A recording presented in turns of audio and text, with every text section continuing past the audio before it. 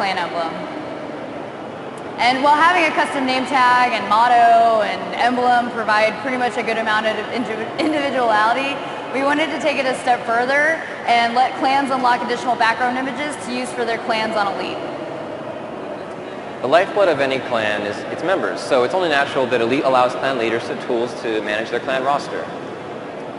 Finally, to aid in the recruiting process, we have an invite section that lets clan leaders manage all the people that they have invited to their clan. So, I think we really wanted to thank Activision for creating events like these where we can talk to most of the most knowledgeable, fun,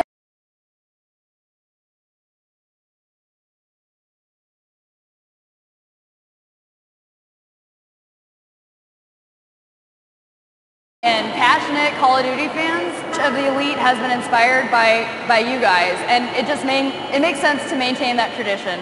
So we're really excited about the release of Elite Clans and especially the integration with Modern Warfare 3. Thanks for joining us, and we'll see you all in Elite in November. Thanks. There we go. Okay. So guys, at this point we'd love to do some questions.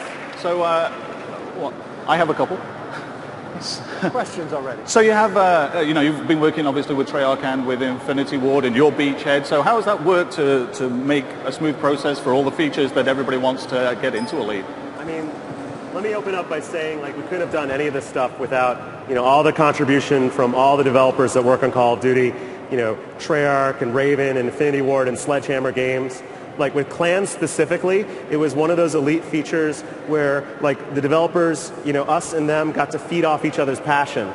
We really wanted to do clans, and then we went and talked to them, and there's an aspect of clans and getting a clan, a clan presence system into the game, and that got us even more excited to do a clan level system. And once we proposed a clan level system, they offered to let us do double XP unlocks when clans hit major milestones. So it was really kind of a back and a forth and a ping pong effect of the passion, and that's what makes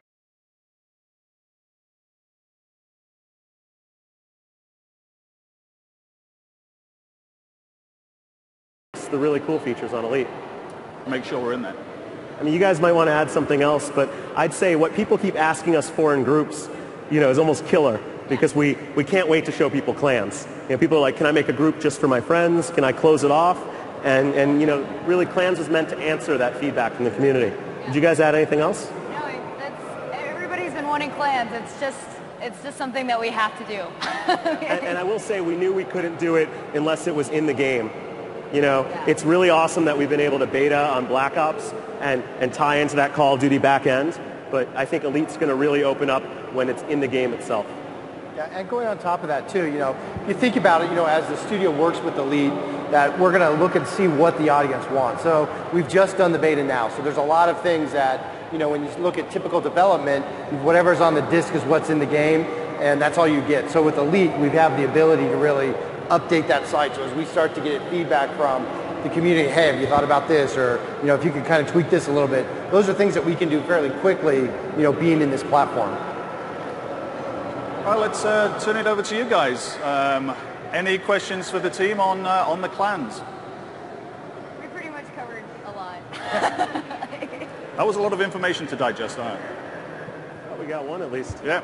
All right. We have a question, and we have a mic. Hey, I've got a question. A lot of us, right here in the front, a lot of us have friends that play and they're very good, and a lot of us have friends that play that aren't very good. And I saw that you take your top score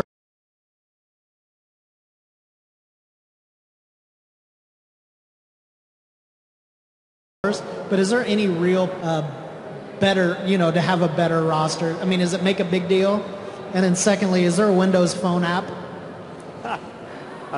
I'll start off and then I'll toss it to you guys. Sure. So let me start with mobile first. So at least for launch, we're focusing on Android and iOS. And yes, there are a lot of other types of phones out there, and we're going to work on that as hard as we can. Just that's what we can get done in time for launch. So we hear you. Are you paid by Microsoft? Because we get asked that question by them a lot. No, I'm just kidding.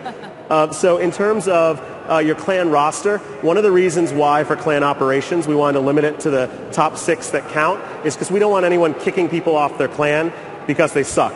We want the guys that might suck on the clan to think if I can just crack the top 6, I can count for operations. That being said, clan challenges are a whole nother matter. Like, maybe you guys can talk about some of the clan challenges. Obviously, having more guys in your clan that can be going for those challenges will help a lot. I think the other big thing, though, is prizing. So when you do clan operations, you get tangible prizes. I mean, I'm sure you saw the Jeep that they were giving away.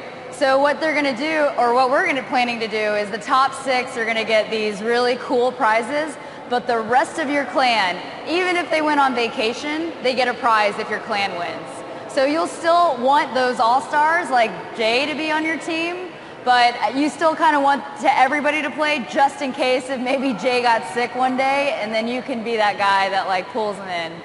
So I think the prizing for sure, like we really want to make sure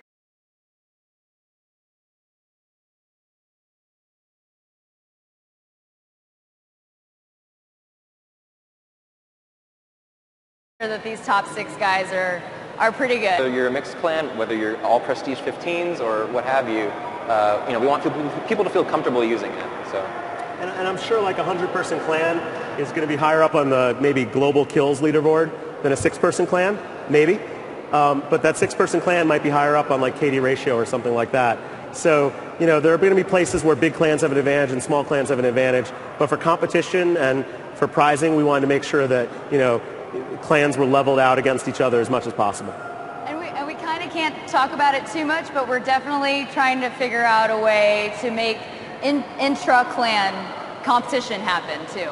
Because if you got 100 members in your clan, you kind of like need to entertain these guys or they're going to leave your clan as soon as possible. So yeah, Jay can actually tell you a big way that this feature evolved. When it first kicked off, it was like, well, this group of guys and this group of guys want to fight against each other. But as it evolved, we realized that a clan is also an entity to like itself. And like people inside the clan want to know who's best, and they want to know who the best clan is. So some of the stuff Puno's hinting at will let you solve, who's the best guy in your clan, and then which clan is, rules them all. So again, with the clans, it's just really getting the community together. So we think that as you start to look at the operations and you start how clans started, right? It was really just a bunch of your buddies.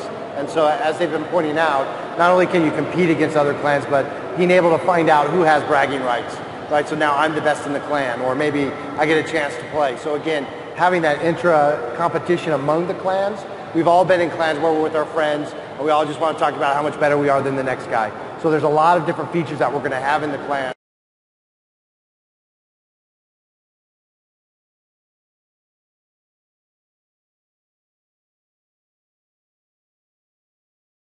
To allow those players to. I was wondering, is there anything that really didn't work out that you were trying and you were kind of hoping would work through the beta? And also if there's anything that really surprised you that you tried out and just suddenly really took off and everyone really liked? Repeat the question. Yeah.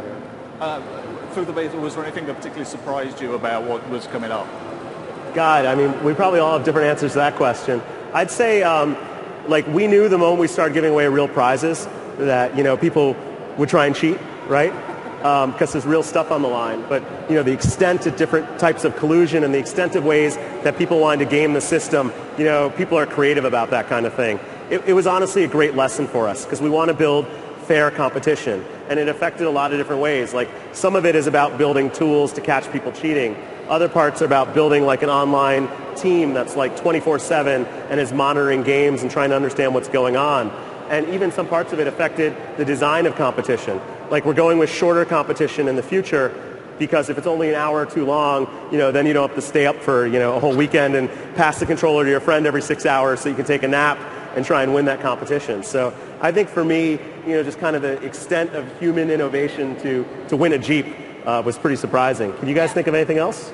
I think the biggest lesson that we learned is the kinds of stats people are interested in. At first, we wanted to keep it really basic, so we did a lot of cumulative stats like kills and defends, and it was interesting how people played the game differently because we would do defends for headquarters or something like that.